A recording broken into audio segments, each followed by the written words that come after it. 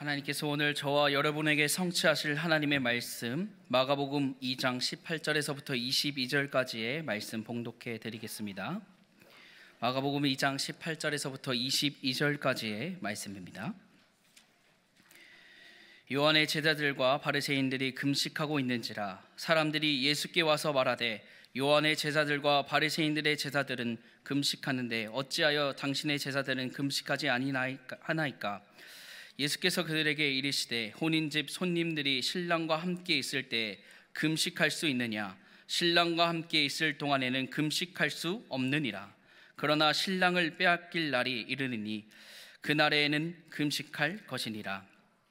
생배 조각을 낡은 옷에 붙이는 자가 없나니 만일 그렇게 하면 기운 새 것이 낡은 그것을 당기어 헤어짐이 더하게 되느니라. 새 포도주를 낡은 가죽 부대에 넣은 자가 없나니 만일 그렇게 하면 새 포도주가 부대를 터뜨려 포도주와 부대를 버리게 되리라. 오직 새 포도주는 새 부대에 넣느니라 하시니라. 아멘. 금식에 관한 논쟁이라는 제목으로 담임 목사님께서 말씀 선포해 주시겠습니다. 많은 은혜 누리시기를 바랍니다. 오늘도 함께 예배하는 자리, 하나님이 예배해 놓으신 최고의 응답 또 은혜 함께 누리는 시간 되길 바랍니다. 우리 옆에 있는 분들 같이 함께 보시면서 웃는 얼굴로, 제가 잘 못하는 거지만은 웃는 얼굴로 같이 함께 보시면서 인사하셨으면 좋겠어요. 은혜의 자리에 잘 오셨습니다. 은혜의 자리라는 거는 우리가 주일날 예배하러 오면서 어떤 분들은 굉장한 무거운 짐, 죄책감, 또 해결 안 되어지는 많은 문제들 속에서 염려, 걱정들 가지고 오시는 분들이 있지만 예배 속에서 다 해결받고 여러분들이 은혜 체험하는 그런 축복된 예배가 되기를 소망합니다. 한 번 더 고백합시다. 은혜 받을 그릇을 준비합시다. 뭐 크고 작은 그릇들이 우리 마음에 그릇들이 있겠지만 아무리 큰 그릇이라도요, 엎어놓으면 엄청난 소나기가 막 내린다 해도 받을 수가 없어요. 아무것도 담기는 게 없겠죠. 아주 작은 그릇이라 할지라도 열어놓으면 많은 게 또 하나님이 주신 은혜를 받게 됩니다. 하나님의 은혜가 담기면 우리는 변화되어지게 돼 있어요. 새롭게 되어져요. 그래서 오늘 여러분들이 얼마나 큰 그릇이냐 작은 그릇이냐 그것보다 마음을 열어놓고 하나님이 내게 주실 은혜를 사모하고 바라는 그런 축복된 또 예배 시간 되기를 소망합니다. 우리가 마가복음 말씀을 같이 함께 나누고 있죠. 지난주에는 가장 많은 시대 속에서 많은 사람들에게 손가락질을 받고 있던 세리라는 마태, 예수님이 찾아오셔서 그를 부르시고 제자로 삼으시죠. 그리고는 그의 인생이 완전히 새롭게 바뀌기 시작해요. 엄청난 구원의 축복뿐만 아니라 많은 사람들을 살리는 그 일들을 감당하게 되어지는 자리에 서게 됩니다. 은혜의 자리에 서게 됐죠. 그 일이 있고 마태가 잔치를 벌이죠. 많은 사람들을 불러서 같이 함께 잔치하는 자리에 예수님이 함께 동석하십니다. 그때 바리새인들이 보고 비난하죠. 어떻게 죄인들과 함께 식사를 하느냐. 그 사건들, 그때 예수님이 위대한 선을 하세요. 내가 의인을 위해서 온 게 아니고 죄인을 부르러 왔다라고 말씀하시면서 오늘 이 시간에 우리가 굉장한 의의를 가지고 하나님 앞에 선 게 아니고 연약하고 부족하고 죄인이지만 하나님의 그 은혜 부르심 앞에 우리가 감사함으로 오늘 같이 함께 또 예배 자리에 부름에 우리가 또 함께 우리가 이 자리에 서 있습니다. 이 일이 있는 뒤로 오늘 보면은 금식에 대한 논쟁, 그리고는 그 다음 내용은 안식일에 대한 논쟁, 이런 논쟁들이 바리새인들과 예수님 사이에 벌어집니다. 사실 금식이라고 하면 구약에서도 말씀하시는데요. 지금 이들이 말하는 바리새인들 그리고 세례 요한의 제자들이 와서 예수님께 질문했던 그 금식에 대한 부분들은 사실은 이때 유대 사회에서의 어떤 금식은 조금 많이 변형이 되어져서 바리새인들은 자신의 의의를 드러내고 자신의 경건함의 모습을 드러내는 데 사용하는 하나의 종교적 의식, 그래서 일주일에 거의 7일에 내가 2번이나 금식합니다 라고 사람들에게 말할 만큼 일주일에 2번, 주로 월요일, 목요일 금식의 날을 정해서 금식을 했어요. 그런데 사실 성경에서, 구약 성경에서 금식을 했던 내용들을 보면 1년에 딱 한 번이에요. 그때가 언제냐니까 대속죄일, 그들의 달력으로는 7월달 10일, 10번째 되는 날. 그래서 7월 10일 되어지면 그게 대속죄일이에요. 모든 백성이 하나님 앞에 나와서 죄를 사함을 구하는 시간. 그래서 그때 이제 금식을 하는 거예요. 그때 금식의 의미는 정말로 속죄를 위해서 회개하는 마음을 하나님 앞에 드리는 거예요. 절박함으로. 금식에 따른 말은 음식을 먹지 않고 끊는 거잖아요. 하나님 앞에서 금식했다라는 말은 이 죄와 더불어 내가 살아갈 수밖에 없지만 이 죄 용서를 위해서 하나님 앞에 회개하는 마음인데, 어느 정도 마음이냐니까요, 내 생명을 내어놓을 만큼 절박함, 내가 모든 음식을 다 끌어놓고 나아가야 될 만큼 이 죄와 더불어서 싸우기를 원하고 이 죄 문제를 해결을 받기를 원하는 절박함과 애통함의 마음을 가지고 하나님 앞에 회개하는 마음을 드리는 그 시간이 금식하는 시간이었어요. 이게 이제 시간이 좀 지나가다 보니까 이제 나라에 위기가 찾아왔죠. 북이스라엘은 이미 아수리에 망하고 바벨론 제국에게 남유다 예루살렘 성이 정복되어져요. 쳐들어와요. 그리고는 완전히 성이 함락되어져요. 그리고는 성전이 무너져요. 나중에는 많은 사람들이 포로로 바벨론까지 끌려가게 돼요. 이 날들을 중요한 기점으로 삼아서 4월달, 5월달, 7월달은 대속죄일이죠. 그리고 10월달 성이 예루살렘 성이 공격당하고 함락당하고 성전이 불타고 포로로 잡혀갔던 그 날들을 생각하며 1년에 4번의 금식을 해요. 이제 그게 거의 전통처럼 유대사에 있다가 나중에는 이제 바리새인들 중심으로 굉장히 신앙생활을 잘하고 뜨겁게 한다라는 사람들을 중심으로 거의 일주일에 2번 굉장한 많은 양의 금식의 날들이 생겼죠. 근데 성경과 포로 시대 때였던 내용을 보면 4번의 금식까지 기록되어져 있어요. 이때 정말 나라의 위기를 당하고 성전이 파괴되어질 만큼 엄청난 하나님 앞에서 범죄함과 연약함의 모습들 때문에 그 마음을 끌어안고 절박함과 애통함으로 하나님 앞에 회개하는 마음으로 나가는 게 금식의 주된 의미였어요. 그런데 오늘 18절을 보시면 요한의 제자들과 바리새인들이 금식하고 있는지라. 우리는 금식하는데, 사람들이 예수께 와서 말하되, 요한의 제자들과 바리새인들이 말하는 게, 우리는 금식하는데 왜 예수님과 예수님의 제자들은 금식하지 않습니까? 라고 12조로 지금 질문을 던지고 논쟁거리를 던졌어요. 우리는 금식하고 있는데 왜 예수님과 예수님을 따르는 제자들은 전혀 금식하지 않습니까? 성경의 내용을 보면 지금 이 금식은 1년에 4번 하는 금식을 의미하는 게 아니고요, 지금 자기들이 행하는 일주일에 2번씩 행하는 그런 금식들, 왜 당신네들은 이 금식을 하지 않습니까? 왜 거룩한 삶을 살지 않습니까? 뭐 이런 내용이에요. 그때 예수님은 그 질문에 대한 답을 하지 않고 혼인집 이야기를 들어서 금식해야 될 때가 있고 금식하지 않아야 될 때가 있다라고 말씀하면서 그 논쟁을 피해 가세요. 사실 예수님도 공생애를 시작하면서 금식하셨어요. 굉장히 중요한 사역을 앞두고, 또 초대교회 역사들 기록에 보면 필요할 때에 초대교회 성도들도 금식했던 기록들이 많이 있어요. 오늘 본문은 금식을 해야 되냐, 금식이 필요하냐 안 하냐 이 말씀은 아니에요. 굉장히 중요한 부분에 있어서 요한 칼빈 목사님은 이 본문을 두고 굉장히 중요한 경고를 하나 내려요. 교회 공동체 앞에 불필요한 가치 없는 논쟁에 빠지지 마라. 이거는 사단이 교회 공동체를 분리시키고 다툼을 만들고 나누게 만드는, 분쟁을 만드는 굉장히 중요한 사단의 계략이다. 그래서 이런 논쟁에 속지 마, 주의해, 흔들리지 마 라고 요한 칼빈 목사님은 이 본문을 두고 말을 해요. 어떤 의미냐니까요, 외형적인 경건의 모습의 문제.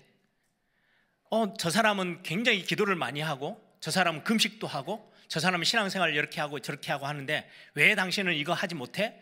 이걸 가지고 해야 되느냐 말아야 되느냐? 이 논쟁으로 계속해서 그걸 관심 가져서 논쟁거리로 삼으면 교회 공동체는 결국은 나눠지게 된대요. 다툼이 생긴대요. 이거는 사단이 교회 공동체를 깨트리려고 하는 사단의 계략이기 때문에 주의해야 해라고 말하고 있어요. 사실은 이런 어떤 가치 없는 유익되지 않은 불필요한 논쟁들 때문에 많은 성도님들이 흔들리고 많은 부분에 당황해하고 어려워해요. 상처 입고. 특히나 우리의 자녀들, 다음 세대 교회를 책임져야 될 렘넌트들, 우리의 자녀들이, 후대들이 교회 안에서 불필요한 이런 어떤 가치 없는 논쟁들이 막 벌어질 때 많은 청년들이 교회를 떠나가요. 굉장히 중요한 부분이에요. 사실은 우리가 하나님의 자녀가 되었다, 신앙생활을 하면서 우리는 그리스도인이다 라고 말할 때는 세상 사람들도 정해놓은 상식이라는 게 있어요. 마땅히 행해야 될 어떤 수준, 우리는 그 수준의 이상을 놓고 싸우면서 애쓰면서 살아가야 될 사람들이에요. 왜요? 우리는 세상의 빛과 소금으로 있거든요.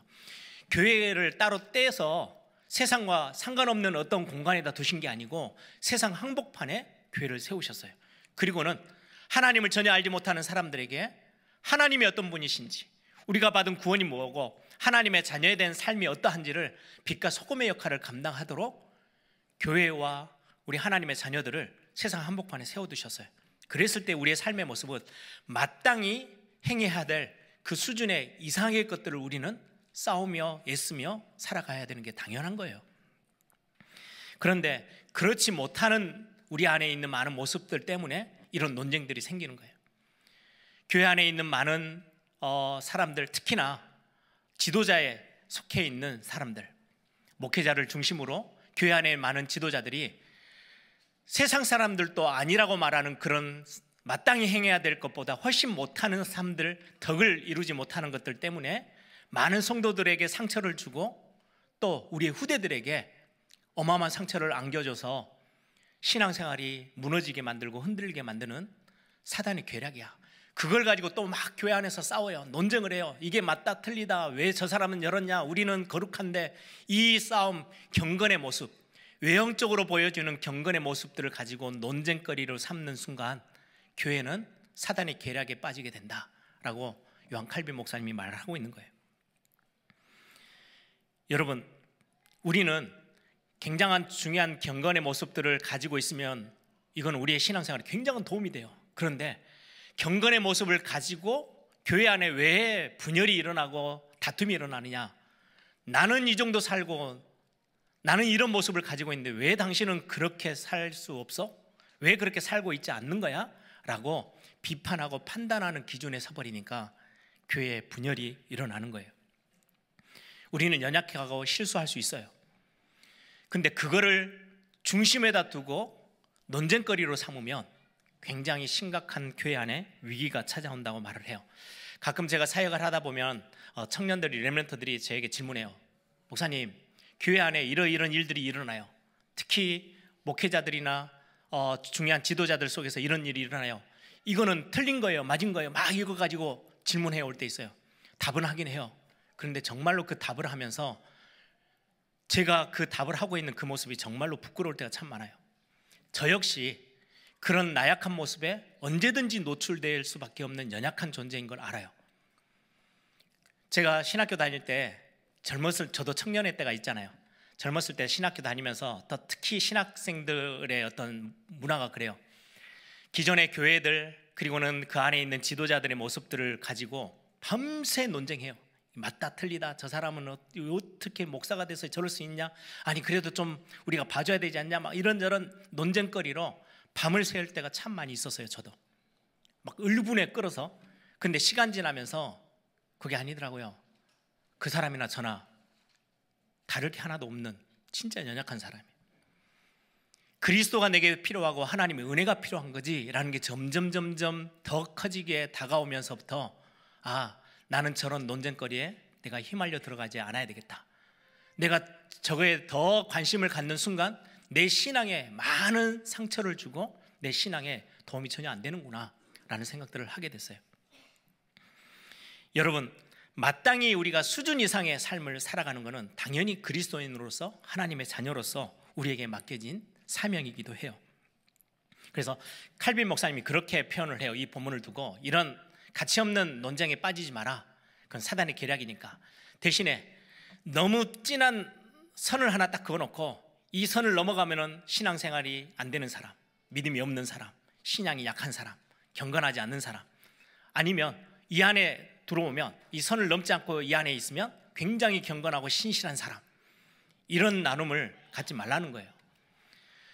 그 은혜 받은 그 은혜의 양 따라, 믿음의 그릇 따라 사람들은 이렇게도 행할 수 있고 저렇게도 행할 수 있고, 어떨 때는 모양이 마음이 그렇게 삶이 그려지지 않을 수도 있고 그려질 수도 있고, 개인의 성향과 개인의 믿음과 은혜의 수준에 따라 다르기 때문에 그거를 기준 삼지 마라.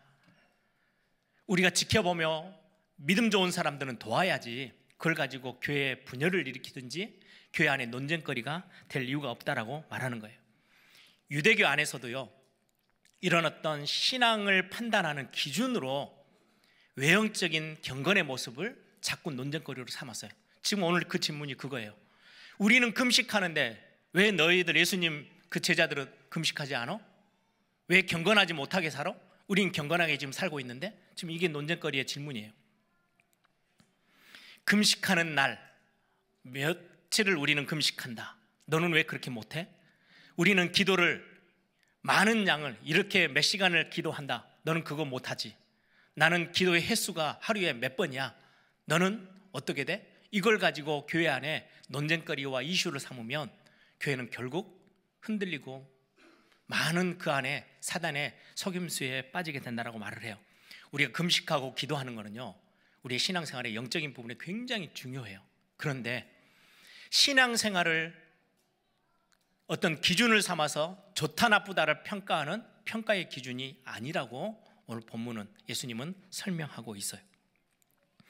여러분, 골로새서 2장 8절에 보시면 누가 철학과 헛된 속임수로 너희를 사로잡을까 주의해라. 헛된 속임수래요. 이것은 사람의 전통과 세상의 초등학문을 따르며 그리스도를 따르지 아니합니다. 갈라디아 4장 9절에는 이제는 너희가 하나님을 알 뿐 아니라 더욱이 하나님이 아신 바 되었거늘 어찌하여 다시 약하고 천박한 초등학문으로 돌아가서 다시 그들에게 종노하려 하느냐. 우리가 하나님을 알게 됐고 하나님이 우리를 연약한 나를, 죄인된 나를 알고 찾아오셔서 어마어마한 구원의 은혜를 나에게 베푸셔서 우리는 그게 너무 큰 건데, 이거를 뒤로 하고 다시 약하고 천박한 세상 것, 눈에 보여지는 것들에 또 우리가 휩쓸려서 흔들리는 그 모습이 필요치 않지 않냐라고 지금 바울은 우리에게 말씀하고 있어요. 흔들리지 마. 필요하다면은 그런 이야기들에 의해서 좀 피해, 멀리 가. 제가 가까이 있는 제 같이 함께 사역하는 동역자들은 그런 이야기를 해요. 막 질문하면요, 그게 뭐 중요하다고, 좀 거기에서 관심 좀 끊어, 그래야 너가 살아. 그런 이야기를 많이 해요. 그건 저에게 하는 질문이에요. 저에게 하는 메시지예요. 여러분, 우리가 가지고 있는 기준은 달라요. 지금 바리새인들과 세례요한의 제자들이 하는 이야기죠. 거기에 대부분의 신자들이 여기에 기준점을 삼고 있어요. 경건의 모양, 경건의 모습들. 유대인들, 유대 사회 속에서의 경건이라고 하면요, 세 가지가 포함돼요. 구제하는 거, 그리고는 금식하는 거, 기도하는 거. 그래서 구제할 때요, 엄청 표를 많이 내요. 그럼 경건하고 굉장히 하나님의 가까이 가 있는 사람으로 인정받기 때문에 구제를 너무 드러내서 해요. 예수님 뭐라고 해요? 오른손이 하는 거 왼손이 모르게 해 라고 책망할 만큼의 구제하는데 나는 경건한 사람이야 라는 걸 드러내는데 구제를 사용해요. 금식하는 거요. 금식할 때 그냥 하지 않아요. 머리를 다 풀어 헤치고 얼굴을 완전히 깨재재하게 만들어서 나는 금식하고 있는 중이다 라는 걸 표를 내요. 왜? 다른 사람들이 보면 와, 저 사람 정말로 경건한 사람이네, 야, 하나님 앞에서 정말 신령한 사람이네, 예, 그렇게 인정받도록. 자기의 의의를 드러내고 자기를 자랑하는 데 도구로 삼는 거예요. 기도하는 거. 아니, 예수님이 말씀하잖아요. 골방에 가서 기도해. 그런데요, 바리새인들과 굉장히 대단하다는 종교 지도자들은 어떻게 기도하냐니까요, 시장 한복판에 큰 대로 중앙에 서서요, 손을 높이 들고요, 큰 소리를 외치면서 기도해요. 죄인 된 세리는 어떻게 기도해요? 다른 사람들이 보지 않는 저 구석에 들어가서 기도하는데, 이 바리새인들은요, 모든 사람들 보는 앞에서요, 하루에도 몇 번씩 기도하는 거예요. 그건 하나님께 하는 게 아니고요, 모든 사람 앞에 나의 경건함을 봐라, 지금 자랑하는 거예요. 유대사의 경건은 이 세 가지인데요, 전부 다 그거를 경건의 모양으로만 삼고 있고, 그거를 신앙의 기준으로 삼아버리는 거예요. 신앙생활, 야, 저 사람 참 신앙 좋은 사람이야. 뭘 보고 평가해요? 그런 모습들을, 외형적으로 드러나는 모습들을. 예전에 우리 한국교회, 굉장히 한국교회를 세워나가는 데 도움이 됐던 사역이 부흥회였어요. 여러분들 좀 오래 신앙생활 하신 분들 기억나시죠? 부흥 강사가 와가지고 부흥회를 해요. 뭐 일주일에 뭐 한 3박 4일 뭐 이렇게 아침, 점심, 저녁 이렇게 집회를 해요. 그런데 부흥 강사를 소개하는, 자기를 이제 드러내는 데 있어서 굉장히 신령한 부흥 강사, 그럼 뭐냐니까 옆에 가로에 자기의 어떤 경력을 딱 교육해 놨는데요, 40일 금식 기도 4회, 5회. 그럼 엄청나게 그 횟수가 세지면 세질수록 신령한 사람인 거예요. 그럼 야, 40일 금식 기도 5번이나 한 목사님이래, 불러와서 강사로 초빙해요. 그게 기준인 거예요. 진짜로 얼마만큼 했는지, 뭐 김치국물을 마시면서 했는지는 모르겠지만은 40일 금식 기도를 몇 회를 했다, 이게 목사님들의 어떤 목회를 판단하는 기준이 됐어요. 야, 저 사람은 신령한 사람이야, 정말 신앙 좋고 믿음 좋은 사람이네. 그렇지 않으면 영 아닌 사람으로 평가하는, 그게 어떻게 보면 한국교회 안에서도 일어났던 일들이에요. 야, 은연중에 목사님들이 내가 하루에 뭐 5시간씩을 기도합니다. 그 기도의 시간을 가지고요, 굉장히 신령함을 드러내는 어떤 기준점으로 삼기도 해요. 경건의 모양이 안 따라오면, 그런 어떤 외형적인 게 드러나지 않으면 신앙적이지도 않아요. 굉장히 하나님 앞에서 불경건한 사람이에요. 더 심하게는요, 방탕된 삶을 살고 있는 사람. 교회 안에서 그런 어떤 걸 가지고요, 논쟁거리로 삼는 거예요. 예를 들면 그런 부분들은 이제 기존에 삼는 거죠. 예전에 제가 이렇게 학생 때, 그때는 해외 비행기를 타고 해외 여행을 간다? 정말로 드문 일이었어요. 그때만 해도 여권 하나 만드는 게 굉장히 힘들고요. 특히 이제 제가 대학생 때 군 미필자로서 여권 만드는 거 거의 하늘의 별 따기. 그리고 갔다 오면요, 해외 가기 전에 동사무소 가서 등록을 해야 돼요. 저 해외에 갑니다. 그리고 갔다 와서 3일 안에 돌아왔습니다. 이렇게 신고를 하지 않으면 법적으로 문제가 생겨요. 그 정도로 해외 나가는 게 굉장히 어려웠어요. 그때 당시 해외를 한번 갔다 오니까 패가 딱 반으로 나눠지는 거예요. 비행기를 타본 사람, 비행기를 안 탄 사람, 못 타본 사람. 그래, 얼마나 의시되는지요. 야, 너 비행기 타봤어? 난 비행기 타봤어. 이게 못 타본 사람과 타본 사람 딱 두 개를 나누더라고요. 그 사람은 오로지 세상에 두 개밖에 안 보이는 거, 비행기 타본 사람과 안 타본 사람. 근데 교회 안에 그런 어떤 분위기가 있는 거예요. 아, 저 사람은 새벽기도 하는 사람, 안 하는 사람. 새벽기도 하는 사람 굉장히 신앙이 좋은 것처럼 여겨지고요. 저 사람은 방언기도 할 줄 알아? 몰라? 질문하고 그걸로 판단하는 거예요. 방언을 할 수 있는 사람은 굉장히 신실하고 믿음 좋은 사람, 방언 못하면 신앙생활이 완전히 공치고 있는 사람. 이게 이런 식으로 반으로 딱 쪼개가지고요, 우리는 방언할 줄 아는 사람들, 굉장히 신령한 사람이야, 하나님 앞에서 믿음 좋은 사람이고요, 못하는 사람들은 전혀 아닌 걸로 교회가 그렇게 기준을 삼았을 때가 참 많이 있었어요. 한때는요, 교회 안에 교회끼리 싸움이 일어났어요. 교회 안에 어떻게, 우리는 지금 모든 거의 대부분의 교회가 다 악기들을 온 악기들을 사용해서 찬양하잖아요. 예전에는 교회에 드럼이라는 악기가 들어오니까요, 난리가 났어요. 교회 안에 분쟁이 일어났어요. 논쟁거리예요. 저 술집에서 쓰던 드럼이라는 악기를 어떻게 교회에서 갖다 쓰냐. 그래서 많은 교회가 반대를 했어요.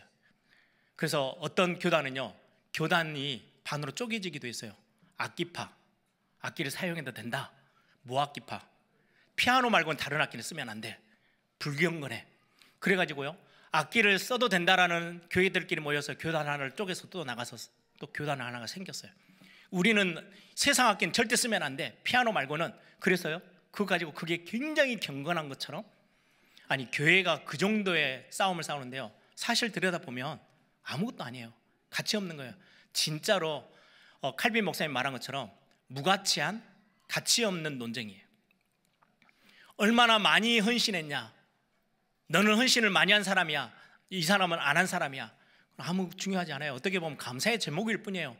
나에게 하나님의 은혜를 참 많이 주셔서 참 바쁜 일정 속에서도 더 많은 시간을 내서 내가 교회와 복음을 위해서 헌신할 수 있으니까 너무 좋네, 너무 감사한 일이네, 이렇게 가야 되는데, 판단하고 뭔가를 선을 나누는 기준이 되기 시작하면 그는 교회 공동체를 흔드는 모습이라고 말씀하고 있는 거예요. 우리는 또 훈련들을 많이 받잖아요. 훈련을 받은 사람, 못 받은 사람, 이거는 그걸 나누는 기준이 되지 않아요. 그럼 우리의 신앙생활의 기준은 뭐예요? 금식에 관해서 성경에 말씀하고 있는 성경 한 구절을 제가 같이 함께 읽어보려고 합니다. 스가랴 8장이에요. 스가랴서는 말라기에서 바로 앞에 있는 성경이에요. 그러면 스가랴서의 어떤 스가랴 선지자가 썼던 그 글은 말라기 선지자가 썼던 구약 성경의 마지막 시대, 그래서 거의 포로에서 돌아와가지고 다시금 회복되어지고 있는데도 불구하고 하나님의 말씀과 상관없는 길로 또다시 걸어가고 있는 하나님의 백성들, 구약교회의 모습들을 여실히 드러내고 있는 성경이 스가랴서, 말라기서예요. 스가랴서에 보면 앞부분은 하나님이 굉장히 진노하셨어요. 경노하세요. 왜? 우상숭배와 그 죄악을 벗어나지 않고 있는 그 모습 때문에. 그래서 내가 재앙을 내릴 거야. 그런데 그 재앙으로 끝내지 않고 그럼에도 불구하고 내가 그들에게 은혜를 베풀기를 원해. 그 본문이 스가랴 8장에 나와요. 14절 15절을 보시면 제가 읽어드릴게요. 만군의 여호와가 이같이 말하노라.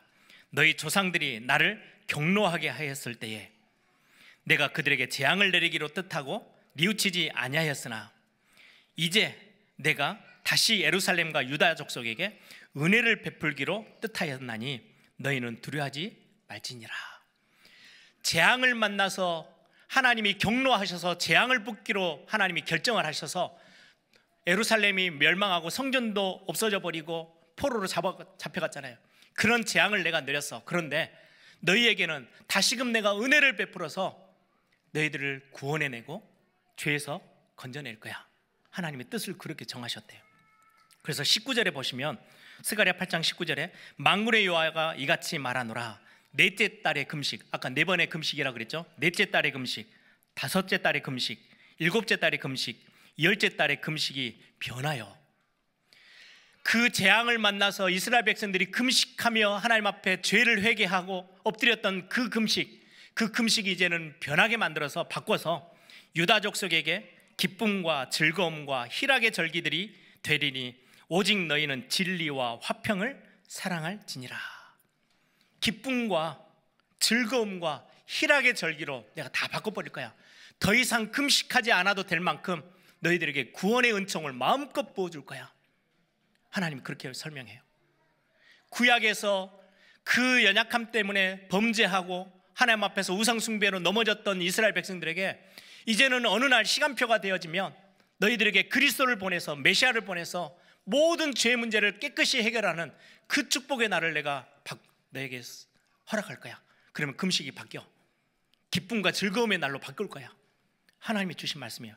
그게 지금 신약 성경에 와서 예수님을 통해서 지금 성취되어지는 거예요. 예수 그리스도를 내가 보내서 너희들의 삶에 금식하며 애통해야 될 그 시간표를 내가 이제는 완전히 바꿀 거야. 이제는 기쁨과 즐거움과 희락이 넘치는 날로 내가 너희들을 바꿔줄 거야. 그랬더니 21절 22절에 그렇게 성경은 말하고 있어요. 이 성읍 주민이 저 성읍에게 가서 이르기를 우리가 속히 가서 만군의 여호와를 찾고 여호와께 은혜를 구하자 하면 나도 가겠노라 하겠으며 많은 백성과 강대한 나라들이 예루살렘으로 와서 만군의 여호와를 찾고 여호와께 은혜를 구하리라. 구원의 날이 되어지면, 그리스도가 와서 복음이 선포되어지면 모든 사람들이 여호와를 찾고 여호와께 은혜를 구하는 그 날이 너희들에게 오게 될 거야. 여러분, 우리의 기준은 여기에 있어요. 금식을 했냐 안 했냐가 중요한 게 아니고, 우리는 금식하며 회개해야 될 우리 인생 앞에, 우리는 재앙 만나서 결국은 무너져야 될 우리 인생 앞에 하나님은 우리에게 은혜의 날을 베푸시기로 결정하셨어요. 그리고 그리스도를 보내셨어요. 그래서 지금은 우리가 예배하러 올 때마다 뭘 회복해내야 돼요? 구원의 은혜가요, 샘솟듯이 우리 안에서 솟아 올라와야 해요. 하나님이 그렇게 나를 정하셨어요. 그래서 여러분들을 예배 자리로 부르셨을 때는요, 은혜가 가득 찰 수 있는 날로 우리를 이 자리로 부르신 거예요. 뭔가를 네가 맞냐 내가 맞냐, 너 금식했냐 안 했냐, 너 경건한 삶을 살았냐 안 살았냐, 그것 가지고는 구원에 절대 미치지는 못해요. 그래서 우리에게 아예 구원의 최고의 핵심 되어지는 복음을 우리에게 허락하세요. 그리스도로 허락하셨어요. 한 번은 정말로 많은 것들을 해결해야 될 복잡한 문제가 막 얽히고 설켜 있는데, 많은 사람들이 막 그걸 들여다보고 어쩌야 되지 이렇게 하고 있는데, 한 장로님이 저에게 그런 고백을 하더라고요. 목사님, 우리 복음 있잖아요. 우리 복음 받았잖아요. 그럼 다 됐잖아요. 이 말하는데요, 제가 눈물이 날 뻔하더라고요. 그치, 우리의 기준은 너가 좀 잘했고 못했고, 내가 좀 잘했고 너는 못했고, 이 기준의 논쟁에서 우리가 막 헤매는 게 아니고, 너나 나나 똑같아요. 죄인을 부르러 오셨어요. 의인을 부르러 온 게 아니에요. 이 땅에는 죄인들이 가득해요. 저와 여러분이 아무리 대단한 의리를 가지고 있다 해도 하나님의 의에는 미치지는 못해요. 그래서 그리스도가 필요한 거예요. 우리에게 그리스도를 보내주셨어요. 교회는 이 그리스도의 복음으로 가득 차 있는 게 교회의 본질이에요. 우리의 기준은 복음을 누리고 복음 안에 주어진 은혜를 마음껏 찾아 누리는 거예요. 여러분, 오늘 본문에 나와 있는 예수님이 예를 들었던 낡은 옷, 새 옷, 포도주, 낡은 가죽 부대, 새 포도주, 새 부대, 이거는요, 새로운 것들은요 다 은혜와 구원에 대한 은총을 말해요. 낡은 거는요, 나의 의, 나의 공로, 나의 열심, 이게 같이 함께 할 수 없다는 거예요.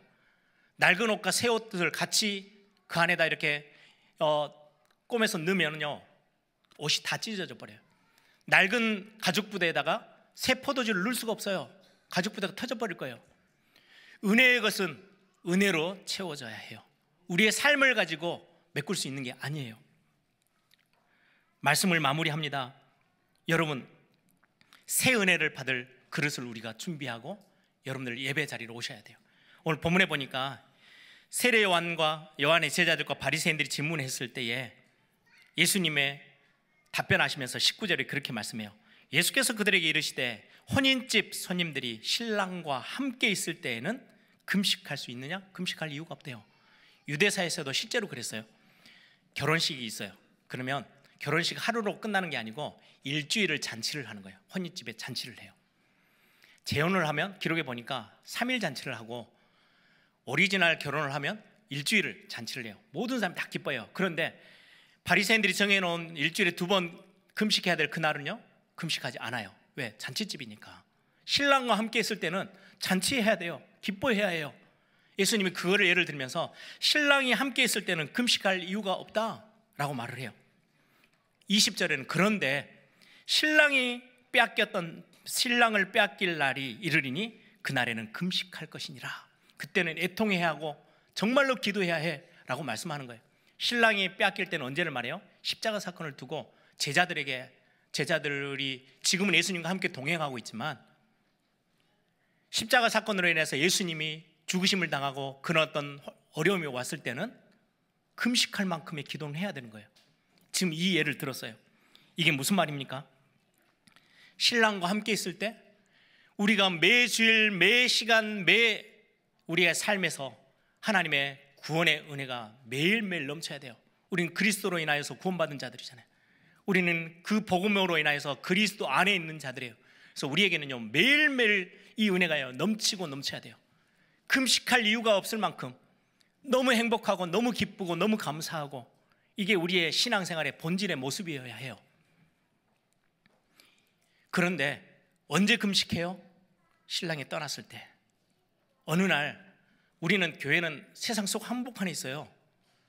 우리는 세상 속에 들어가 살아요. 살다 보니까 어느 날 은혜는 저만치 있고요, 내가 내 삶의 주인인 것처럼 막 바둥바둥거리면서 살고 있어요? 그게 보여지는 날 금식해야 해요. 실제로 금식도 필요하고요. 금식하는 마음으로 하나님 앞에 애통함과 절박함을 가지고 간절함을 가지고요, 하나님 은혜에 멀어지지 않도록 기도해야 해요. 내 마음이 낙심되고 내 마음이 굳어지고 은혜와 상관없는 삶을 살고 있는 여러분들을 검토하면 은혜를 구하는 금식하는 심정으로 여러분들이 하나님 앞에 엎드려야 해요. 어느 날 사람의 말이 크게 들려요. 하나님의 말씀은 온데간데 없고 사람의 말이 이렇게 크게 들고 세상의 지식과 세상의 어떤 기준이 내게 너무 많은 힘을 가시해요. 그것만이 아니에요. 현실이 너무 크게 보이고 문제가 너무 크게 보이고요, 하나님은 온데간데 없다. 그러면 여러분들 금식하셔야 해요. 금식하는 심정으로요, 여러분들이 하나님 앞에 절박함과 애통함을 가지고 하나님 앞에 나오셔야 해요. 그게 우리의 기도의 어떤 모습이고 신앙생활의 모습이어야 한다고 성경은 말해요. 내가 금식을 이 정도 하고 기도를 이 정도 했으니까 나는 좀 경건한 사람이야. 그거는 하나님 앞에서 아무 쓸모없는 모습이래요. 그게 아니고 내가 그리스도와 함께 있는 이 축복이 얼마나 크고 감사한 일인지 기뻐하고 감사하는 게 우리의 원래 모습이어야 해요. 그런데 어느 날 내 삶을 보니까 은혜는 저 멀리가 있어요. 여러분들 받은 은혜가 영원하지 않아요. 어느 순간에요, 세상이 크게 보이는 순간 은혜는 저 멀리 가버리고요, 내가 막 발버둥 치고 있을 때가 있어요. 그때는요, 금식하는 심령으로 하나님 앞에 간구하셔야 해요. 하나님, 나에게 은혜가 멀어지지 아니하도록 정말로 절박한 마음을 가지고 애통하는 마음을 가지고 간절함을 가지고 사모하며 은혜를 여러분들이 구하셔야 해요. 이사야 58장 6절에 보니까 내가 기뻐하는 금식, 외형적인 금식 말고 진짜 금식, 하나님 앞에서 진짜 은혜를 사모하고 그리스도로 인하여서 내 안에 복음의 능력이 가득 차야 되는데 어느 날 사람의 말이 가득 차기 시작하고 내 방법과 내 경험이 가득 차기 시작하고 문제가 크게 보이고 은혜는 온데간데 없어지는 그 날이 오면 여러분들이요, 진짜 하나님 앞에 메어 달리는 애통하는 마음을 가지고 엎드려야 해요. 그 금식은 흉악의 결박을 풀어주며 멍에의 줄을 끌어주며 압제당하는 자를 자유케 하며 모든 멍에를 꺾는 것이 아니겠느냐. 진짜 우리가 하나님 앞에 간절함을 가지고 애통함을 가지고 엎드리면, 은혜를 구하면 모든 억누르는 것들, 압제하는 것들에서 자유함을 얻게 하신대요. 나는 신앙생활하는 하나님의 백성이고 나는 구원받은 자녀인데 왜 내 삶이 하나님의 말씀과는 상관없이 너무 엉뚱한 대로 계속해서 세상적인 것으로 가고 있지? 그때는요, 여러분들요, 한번 도전을 해보세요. 영적인 도전, 금식도 해보시고요, 금식하는 중심 마음 가지고 음식을 끊는다는 건요, 진짜 애통함을 표현하는 거예요. 간절함을 표현하는 것. 그 간절함으로 하나님, 나는 은혜와 멀어져서는 안 되는 사람이에요. 하나님, 나에게 은혜를 허락하셔야 해요. 여러분들 그렇게 기도하면 모든 흉악의 결박에서 하나님이 풀어주신대요. 압제에서 자유케 하신대요. 멍에에서 모든 무거운 짐을 다 내려놓게 하시겠대요. 우리를 새롭게 하신다고 우리에게 약속하고 계세요. 결국은 우리 안에 이런저런 많은 말들이요, 문제될 게 하나도 없어요. 우리에게 문제되는 거는요, 내가 은혜 안에 있느냐, 너무 많은 기쁨과 감사를 놓쳤냐, 아니면은 은혜와 멀어졌느냐, 이게 우리에게 중요한 이슈예요. 이 주제 말고는요, 더 중요한 건 없어요. 그래서 오늘 성경은 말씀해요. 금식해야 되느냐 말아야 되느냐, 이게 맞냐 저게 틀리냐, 이게 중요한 게 전혀 아니래요. 지금 신랑과 함께 있을 때는 기쁨과 즐거움이 가득 차 있어야 해요. 그런데 어느 날 내가 신랑과 함께 있는 이 그리스도 안에 있는 내 삶인데 완전히 은혜와 멀어져 있어요. 예배 와도 전혀 감각도 없고 간절함도 없고 예배가 그냥 형식적으로 머물러 있다면 여러분들이요, 진짜 하나님 앞에요, 금식하는 심정을 가지고 하나님 앞에 은혜를 사모하고 구하셔야 해요. 우리에게는 그 기준만 남아있으면 돼요. 그게 우리 성도들을 더 힘있게 만들고 우리 교회를 더 든든히 세워나가는 굉장히 중요한 성경의 기준이라고 우리에게 설명합니다. 오늘 이 말씀을 가지고 저와 여러분이 정말 멋진 하나님이 원하시는 그런 멋진 응답의 삶들을 하나님 앞에 드려지는 그런 멋진 우리 애일교회 모든 성도들이 되기를 소망합니다.